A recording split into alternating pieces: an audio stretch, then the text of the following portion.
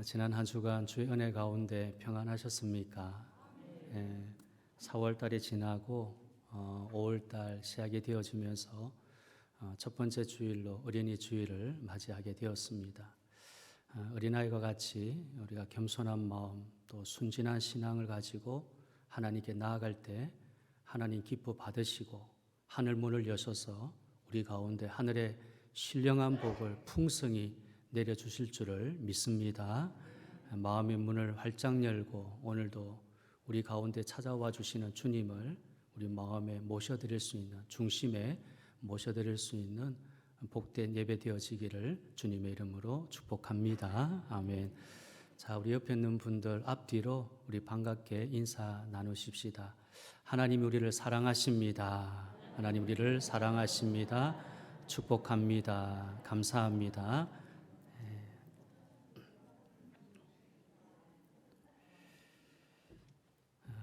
자녀를 어떻게 가르치면 좀 더 좋은 미래를 보장받게 할 수 있을까? 부모들의 모든 관심과 초점이 여기에 맞추어져 있는 것이 현실입니다. 그래서 파생되는 문제들, 좋은 학원, 좋은 학교와 학군, 좋은 성적, 많은 스펙, 과도한 사교육비, 이런 문제들이 결국 모든 사회적 문제의 뿌리가 되고 있는 것이 우리가 겪고 있는 현재 상황입니다. 하지만 자녀를 어떻게 가르치느냐, 또 어떻게 양육하느냐보다 더 중요하고 우선적인 것이 있습니다. 그것은 가정과 자녀에 대하여 부모가 어떤 신앙을 가지고 있느냐입니다. 이 문제가 양육 방법, 기술 이런 것보다 먼저 점검되어야 됩니다. 왜냐하면 교육과 관련된 대부분 문제는 자녀에게서 기인하는 것이 아니라 부모들의 무지 또는 잘못된 의식 그리고 왜곡된 신앙관으로부터 비롯되기 때문입니다. 먼저 두 가지를 점검하십시오. 첫째로 다음 세대나 자녀에 대해서 우리가 어떤 신앙을 가지고 있는지를 점검해 보는 것입니다. 둘째로 성경이 말씀하고 있는 자녀에 대하여 우리는 어떻게 이해를 하고 있는지를 생각해 보기 바랍니다.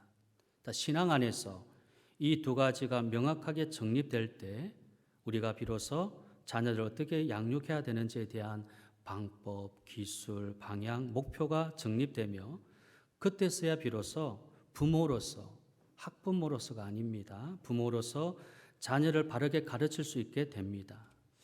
유대 종교인들의 선생인 랍비들은 탈무드를 통해서 유대인들이 견지해야 될 성경적 자녀관에 대해서 세 가지를 제시하고 있습니다. 첫째는 성경 말씀을 근거로 자녀들은 하나님의 형상으로 존재된, 창조된 존재라고 하는 인식입니다. 그 말씀의 근거는 우리 잘 아는 창세기 1장 27절인데요.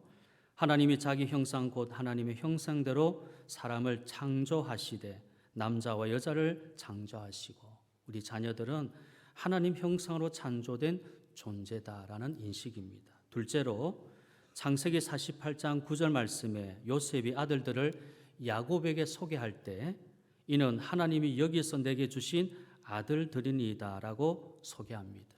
자, 이 말씀을 근거로 하나님께서 은혜로 우리에게 자녀들을 허락해 주셨다라고 믿습니다. 창세기 48장 9절에 요셉이 그의 아버지에게 아뢰되 이는 하나님이 여기서 내게 주신 아들들이니이다. 아버지가 이르되 그들을 데리고 내 앞으로 나오라. 내가 그들에게 축복하리라. 야곱의 축복을 받게 되는 거죠. 셋째는요, 어린 시절은 순결하고 아름다운 시절로 인식하는 겁니다. 그래서 이를 존중하고 소중히 여기도록 가르칩니다. 자, 이런 이유로 탈무드에는 어린 시절을요, 장미의 화환, 어린이의 호흡에는 죄가 없다라고 표현합니다. 또한 이 시기는 어린이가 선과 악을 구별할 수 있는 인지 능력을 갖고 있지 않다라고 생각하므로 부모들은 말씀에 따라서 자녀들을 선한 길로 인도하고 가르쳐야 될 책임이 있다라고 말합니다. 동시에 그래서 자녀들은 부모에게 배울 것을 강조합니다. 잠언 1장 8절에 내 아들아 내 아비의 훈계를 들으며 내 어미의 법을 떠나지 말라. 선과 악을 잘 구별하지 못하는 어린 시절의 아이들을 우리 부모가 성경 말씀에 따라서 자녀들을 선한 길로 인도하고 가르쳐야 되는 책임이 있을 뿐만 아니라 우리 자녀들 역시 부모에게 배울 것을 명령한 것입니다. 자, 이 세 가지는 유대 종교인들이 자녀들에 대해서 가지고 있는 가장 기본적인 신앙적 개념입니다. 이와 같은 기본적인 개념을 우리가 이해하고 오늘 본문 말씀을 살펴보려고 합니다. 본문 말씀이 시편 127편은 부모가 가져야 될 신앙과 자녀관에 대해서 아주 명확하게 제시하고 있습니다.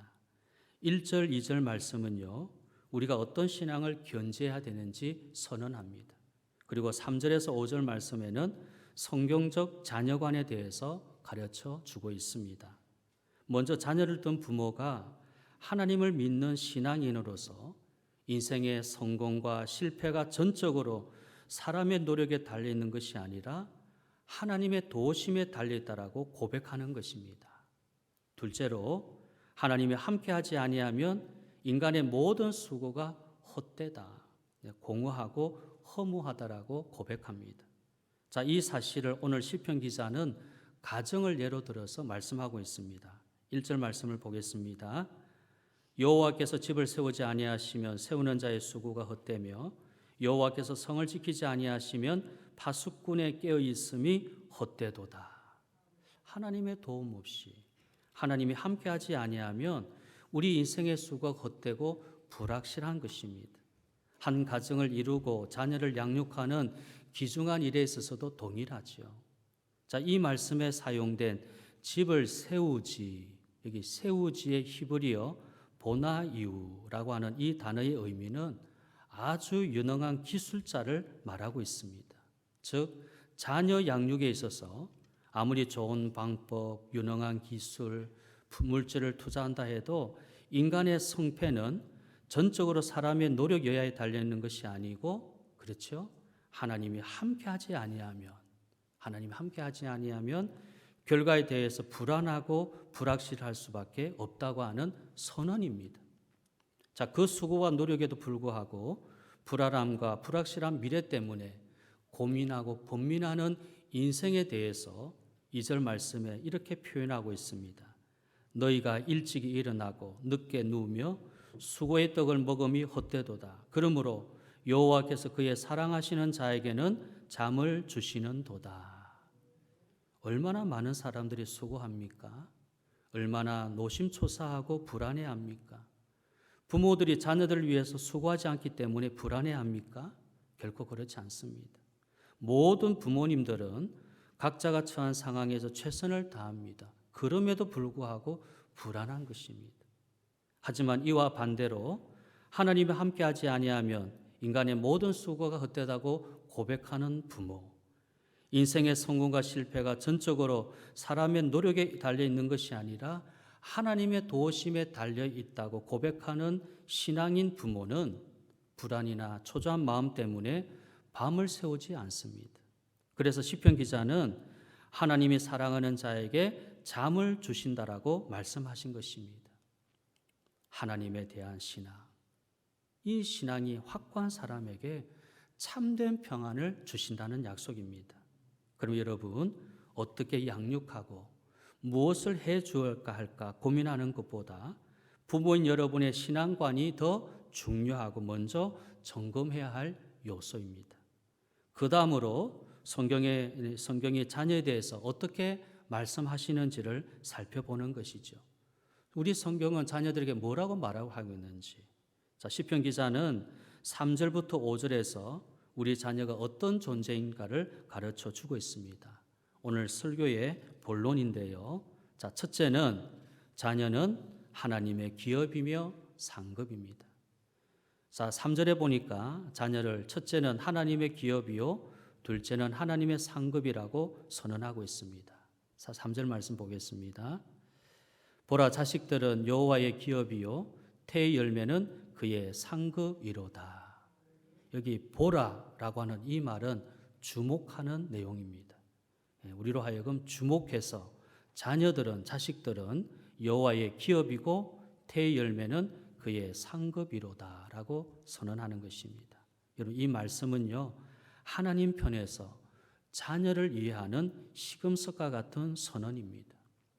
유대인의 교육, 자녀 교육, 랍비들의 가르침이 모두 이 말씀으로부터 시작되고 있는 이유이기도 한데요. 자, 구체적으로 한번 살펴보십시다.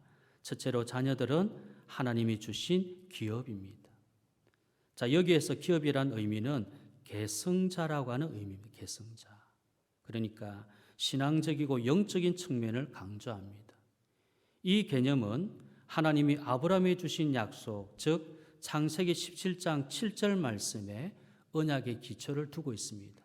창세기 17장 7절, 내가 내 언약을 나와 너와 및 내 대대 후손 사이에 세워서 영원한 언약을 삼고 너와 내 후손의 하나님이 되리라. 이 약속의 기초를 두고 있는 겁니다. 그 내용은 이스라엘 백성을 하나님 백성으로 삼고 그 민족을 통해 세상의 모든 사람들에게 복을 주시겠다는 것과 가나안 땅을 영원한 거처로 하나님의 선민에게 주시겠다고 하는 약속입니다. 즉 아브라함의 후손을 복의 전달자요 가나안 땅의 상속자가 되게 하신다는 약속입니다. 자, 이 약속의 근거에서 유대 랍비들은 자녀들을 다음 세대의 보증인이라고 가르치고 있습니다. 보증인. 자, 그렇다면 이 약속이 오늘날 예수 믿는 우리에게 어떤 의미가 있겠습니까? 성경대로 우리는 아브라함을 믿음의 조상이라고 믿고, 그리고 우리는 그리스도 안에서 아브라함의 후손이 되었다라고 선언합니다. 갈라디아서 3장 7절인데요. 갈라디아서 3장 7절, 그런즉 믿음으로 말미암은 자들은 아브라함의 자손인 줄을 알지어다. 믿음으로 말미암은 자들, 신약의 성도들을 말합니다. 구약 시대의 성도들은 아브라함의 자손이라는 것을 늘 이렇게 배워왔고 실질적인 삶 속에서 그들은 경험되어진 것인데, 이제 신약 시대에 살고 있는 우리들은 아브라함의 약속과 어떤 관련이 있느냐, 어떤 의미가 있느냐 할 때, 그런즉 믿음으로 말미암은 자들, 우리들을 말합니다. 신약의 성도들은 아브라함의 자손인 줄 알지어다. 따라서 하나님께서 아브라함에게 하신 약속은 우리와의 약속이 되는 겁니다. 우리의 약속. 갈라디아서 3장 29절을 보겠습니다. 너희가 그리스도의 것이면 곧 아브라함의 자손이요 약속대로 유업을 이을 자니라. 약속을 이을 자가 우리들이구나. 단지 저 다른 나라의 한 사람의 조상들에 대한 이야기가 아니고 곧 우리의 삶에 대한, 우리가 이어받을 약속에 대한 말씀입니다. 로마서 4장 16절, 그러므로 상속자가 되는 그것이 은혜에 속하기 위하여 믿음으로 되나니 이는 그 약속을 그 모든 후손에게 굳게 하려 하심이라. 율법에 속한 자에게뿐만 아니라 아브라함의 믿음에 속한 자에게도 그러하니 아브라함은 우리 모든 사람의 조상이라. 아브라함은 우리 믿음의 조상이 되는 것입니다. 그래서 이것을 은혜에 속하기 위하여 믿음으로 된다 그랬습니다. 믿음으로, 혈통으로 되는 것이 아니라, 사람의 뜻으로 정으로 되는 것이 아니라 믿음으로 되는 것이고, 그 모든 후손에게 그 약속을 굳게 하려 하심이라. 변치 아니한다는 것입니다. 흔들리지 않는다는 것입니다. 그래서 아브라함을 우리 모든 믿는 자의 조상으로 세워주셨다는 겁니다. 그러므로 예수를 믿는 성도들은 복의 전달자요 가나안 땅 곧 하나님의 나라의 상속자가 되는 것입니다.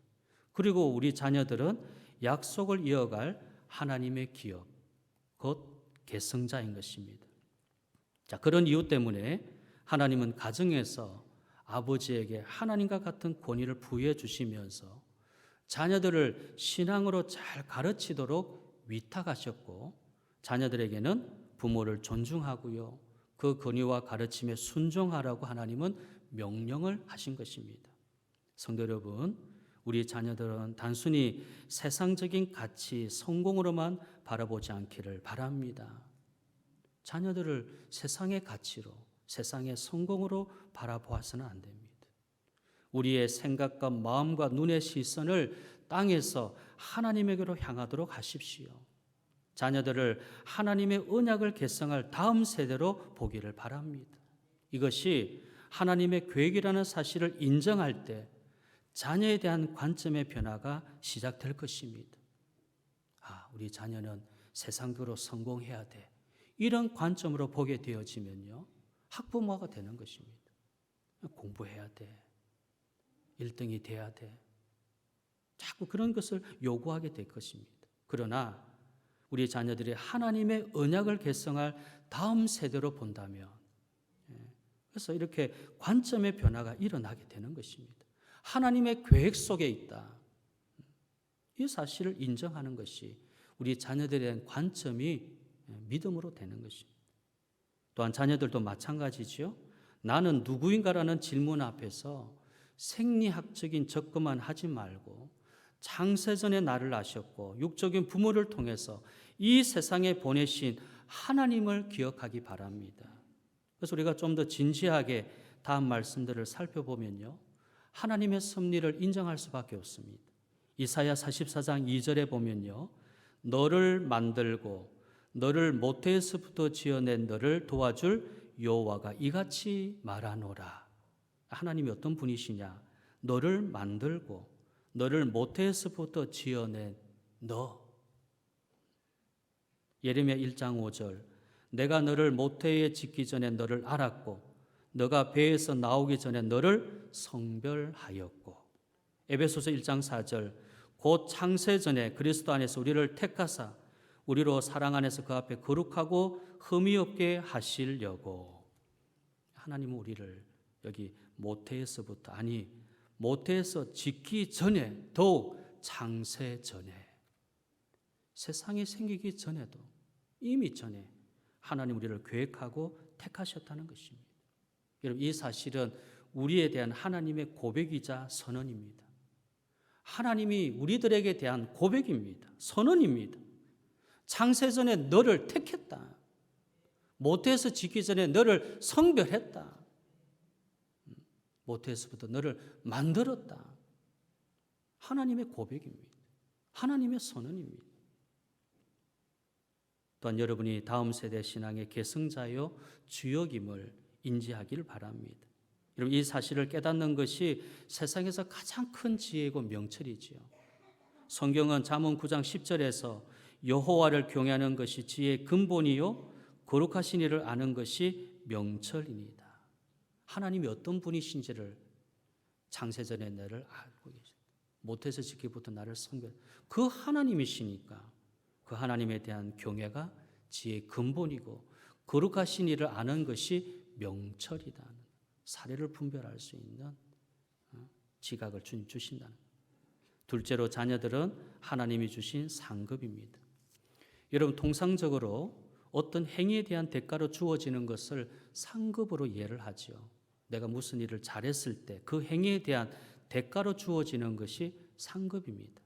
그런데 오늘 본문에 사용된 히브리어는 대가보다는 하나님으로부터 은혜로 받는 선물로 의미하고 있습니다. 그래서 시편 기자는 여기 자식 자녀를 하나님이 은혜로 주신, 그래서 복이라고 선언하는 것입니다. 그 이유를 4절에 보니까요, 젊은 자의 자식은 장사의 손에 쥐어진 화살과 같다라고 표현하고 있습니다. 4절에 젊은 자의 자식은 장사의 수중에 화살 같으니. 기보르, 이 기보르, 장사는 위대한 군인이고 용사입니다. 그리고 성경에서 이스라엘 사람들은 이 손을 힘과 권능을 의미하는 상징적인 표현을 사용했습니다. 위대한 군인이요 용사의 강한 힘과 권능의 손에 들려진 이 화살이 고대 사회에서 한 가정의 자녀가 갖는 의미였습니다. 용사의 손에 쥐어진 이 화살, 이 용사가 얼마나 힘이 있고 권능이 있는지, 이 위대한 군인의 손에 잡혀진 이 화살, 이것이 곧 자녀가 갖는 의미입니다. 이와 같은 자녀가 화살통에 가득한 사람은 복이 있다라고 말씀합니다. 이런 사람이 행복한 사람이라고 찬양합니다. 그리고 5절에 이와 같은 복을 받은 사람들이 얻는 결과에 대해서 말씀해 주고 있는데요. 5절 하반절에 그들이 성문에서 그들의 원수와 담판할 때에 수치를 당하지 아니하리로다. 이런 구약 시대의 성문은 재판이 열리던 장소였습니다. 고대 세계에서는 아들이 없으면 자신이 정당함에도 불구하고 힘 있는 거짓 정인들 앞에서 무력하게 피해를 입는 경우가 많이 있었습니다. 아들이 없다 보니까 자기가 정당함에도 불구하고 거짓 정인들에 의해서 참 무력하게 손해를 보고 피해를 입는 경우가 있은 겁니다. 반면에 건전한 아들을 둔, 건장한 아들을 둔 부모는 부당한 일이나 억울하게 당하는 수치스러운 일로부터 자유하고 의연하고 당당하게 살 수 있었습니다. 자, 그런 이유로 성경은 자식을 하나님께서 은혜로 주신 복이라고 말씀하시고요, 생육하고 번성할 것을 명령한 것입니다. 성도 여러분, 자녀가 하나님 주신 기업이고 상급이라는 사실을 믿으십시오. 우리 부모가 자녀를 낳은 것은 하나님의 은혜이고 복인 것도 성경적입니다. 생육하고 번성하라는 말씀은 오늘날 상황에 맞게 이 말씀의 본질적인 의미에 순종하는 것입니다. 하지만 결혼에 대해서 고민하고 결혼하고도 자녀를 낳지 않는 것은 성경적이라 할 수 없습니다. 자녀를 낳아서 세상적으로 기르는 것도 비성경적입니다. 여러분, 자녀를 낳았으면 성경적으로 가르친 것이 하나님의 뜻인 것을 우리 잘 알고 있습니다. 신앙을 소유한 다음 세대 계승자로 키우는 것이 우리에게 자녀를 허락하신 하나님의 뜻에 순종하는 신앙적 행위인 것입니다. 두 번째로 우리 자녀는요, 부모의 명예를 지키고 존경하는 사람입니다. 이런 성경은 가정에서 부모를 하나님의 대리자로 그 권위를 부여해 주십니다. 그리고 자녀를 신앙이 겸비한 다음 세대 계승자로, 그리고 건강한 세대를 이어갈 주역임을, 그래서 양육하도록 우리 부모에게 책임과 의미를 주십니다. 이를 위해서 부모는 자녀를 하나님 말씀으로 훈련시키고 결혼시키고 할례를 행하고 자녀들을 보호하고 그들이 성장할 때까지 필요한 것을 공급해 줘야 했습니다. 그런데 동시에 자녀들이 부모에 대한 마땅한 책임 그리고 윤리적 도리에 대해서도 가르치는 겁니다. 자, 자녀들이 부모에게 어떻게 해야 되는지도 가르치는 겁니다. 어떤 책임이 있느냐, 윤리적 도리가 뭐냐, 그것을 자녀들에게 부모는 가르치는 겁니다. 그것이 뭡니까? 그 첫째가 바로 부모의 명예를 지키고 부모를 존중하는 것입니다. 하나님의 대리자니까 부모의 명예를 지키는, 그 명예는 곧 하나님의 명예고 하나님을 존중한다고 하는 의미에서 가르친다는 겁니다. 출애굽기 20장 12절인데요. 내 부모를 공경하라, 그리하면 내 하나님 여호와가 내게 준 땅에서 내 생명이 길리라. 레위기 19장 3절, 너희 각 사람은 부모를 경외하고, 여기 공경하라, 경외하라는 히브리어는 카보드입니다. 카보드. 카보드라는 것은 가장 무거운, 존중한다고 하는 뜻이죠. 부모의 명예와 존엄성을 지키는 것이 공경하고 경외하는 것, 즉 카보드하는 것으로 명령하신 것입니다. 그러므로 자녀는 부모의 명예와 존엄성을 훼손할 수 없습니다. 이런 뿐만 아니라 여기 레위기 19장 3절에 부모를 경외하는 것이 거룩하라고 하신 하나님 말씀 뜻을 지킨다고 하는 의미입니다. 레위기 19장 1절을 보면요, 여호와께서 모세에게 말씀하시되 너는 이스라엘 자손의 온 회중에게 말하여 이르라. 너희는 거룩하라. 너희는 거룩하라. 이는 나 여호와 너희 하나님이 거룩함이니라. 그리고 바로 이어서 3절에 너희 각 사람은 부모를 경외하고, 그러니까 거룩함과 부모를 경외함을 동일하게 여기고 명령한 것입니다. 여러분, 우리가 거룩하다는 것은 다른 한편 여러 가지가 있겠지만 그 중에 부모를 경외하는 것도 포함되는 겁니다. 우리가 부모를 경외함으로 하나님 앞에 거룩한 삶을 사는 것입니다. 신명기 21장 18절부터 23절에 보면 하나님 모세를 통해서 그 아버지의 말이나 어머니 말에 순종하지 않거나 부모가 징계하여도 순종하지 않는 것을 사의 악으로 규정하고 있습니다. 부모와 자식과의 관계를 하나님이 이렇게 강조하신 이유가 있습니다. 왜냐하면 건전한 개인과 이 가정 사회의 시작이 가정에서부터 시작되기 때문입니다. 가정에서 질서가 무너지면 올바른 교육은 불가능한 일입니다. 여러분, 가정이 이렇게 무너져 있는데 어떻게 교육이 되어지고, 그 교육이 되어지지 아니하면 여러분, 가정에서 그것이 끝나는 것이 아니라 사회까지 확대가 되어지고 영향을 주는 것입니다. 가정에만 국한되지 아니하고 사회에 큰 영향을 주기 때문입니다. 여러분, 이 둘의 관계, 부모와 자녀의 관계에서 일방적이거나 강압적이고 폭력은 허락되지 않습니다. 부모와 자녀의 관계는 사람은 하나님의 형상으로 창조되었고 자녀는 하나님의 은혜로 주신 복이라는 말씀에 기초를 두고 있기 때문에 서로 사랑의 대상이요 존중의 대상이 되는 것입니다. 그렇게 보는 것입니다. 마지막 세 번째로 우리 자녀는요, 하나님께 속한 사람입니다. 하나님께 속한 사람입니다. 이런 성경은 장자에 대해서요, 특별한 지위를 부여하고 있습니다. 그 첫째로 장자에게 다른 형제와 비교해서 2배를 상속할 권리가 주어졌고요. 두 번째는 부모는 태어난 후 30일 이내에 속전을 주어서 하나님께로부터 첫째 아들을 되돌려 받아야 되는 것입니다.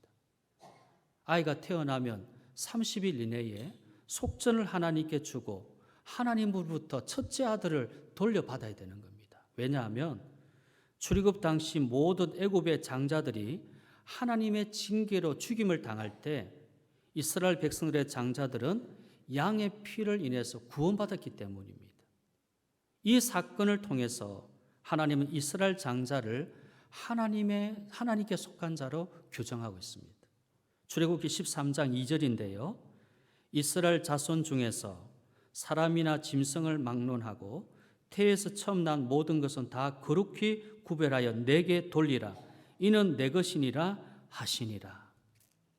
하나님의 징계 속에 애굽의 장자들이 다 죽임을 당할 때 이스라엘의 장자들은 어린 양을 피를 인해서 구원을 받았기 때문에 이것이 하나님의 것이 되고 주님께 속한 것입니다.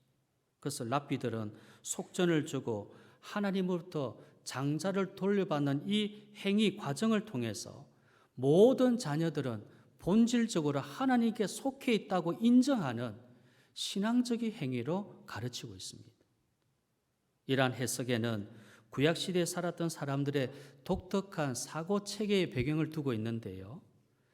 여러분, 이들에게 일부는 전부를 대표했고 결국 전부라고 생각했습니다. 농작물의 첫 수확물은 전체 수확물을 의미하고 가축의 첫 태생은 가축 전체를 상징했습니다. 가정의 장자도 그 가족 전체를 의미했습니다. 그러므로 가축의 첫 태생이나 첫 수확물을 하나님께 드리는 행위는 두 가지 신앙적 의미를 포함하고 있는 고백인데요. 자, 첫째 의미는 일부를 드림으로 나의 모든 소유가 하나님께 속한 것이다. 이 신앙의 고백입니다. 둘째는 일부를 드림으로 나의 모든 것을 하나님께 드린 것이다. 첫 수확물, 첫 태생, 장자를 하나님께 드린 것, 이것은 하나님께 속한 것이다. 나의 모든 것을 드린 것이다.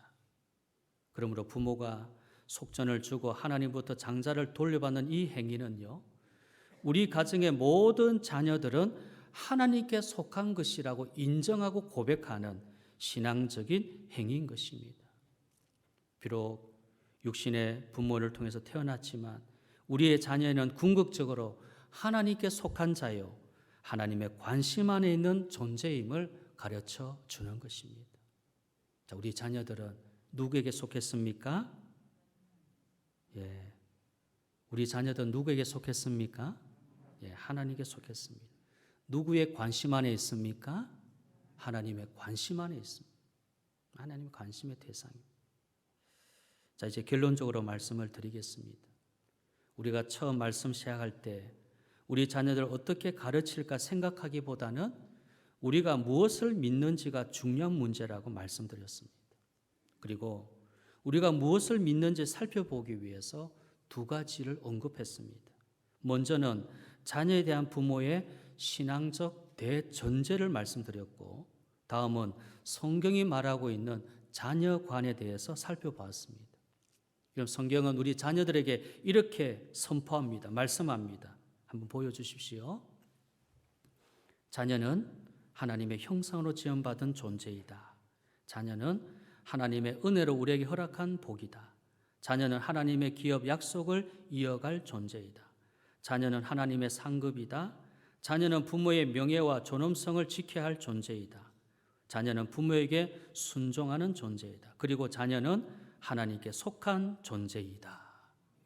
자, 이것이 성경적 자녀관입니다. 자, 이것을 우리가 잘 기억해야 됩니다.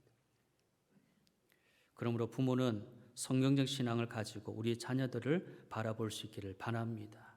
자녀들은 성경적인 가르침에 순종하고 나를 향한 하나님의 기대와 목적을 다시 한번 돌아보면서 말씀에 견고히 서고 다음 세대의 주역으로 잘 성장하여서 우리의 가정에 또 앞으로 모든 자자손손이 유일신 하나님만을 섬기는 하나님께 복받는 믿음의 가문, 믿음의 자손들로 잘 세워져 가기를 주님의 이름으로 축복합니다. 아멘.